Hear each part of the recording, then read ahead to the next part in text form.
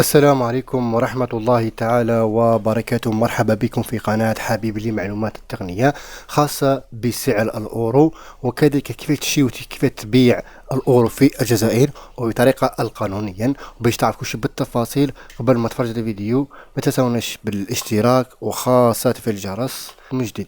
نبدأ بركة الله.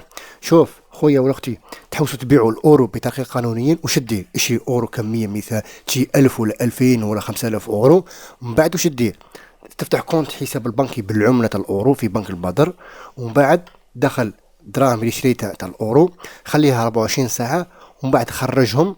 بعد تخرج هذا الدراهم، مثال 5000 اورو ولا 2000 اورو ولا 1000 اورو، يعطيك واحد الرسوم معناها اثبات سحب الاموال من البنك. تروح اي ولايه تبيع، مثال قبضك البراج ولا قبضك مثال الدوله، ولا تولي لهم ورقه معناها يقول راني مخرج من بنكه معناها بطريقه قانونيا، وتبيع وتدي فايده نتاعك. وكذلك مثال تشي على واحد مثال بسومه رخيصه وتعاود ثاني بهذه الطريقه.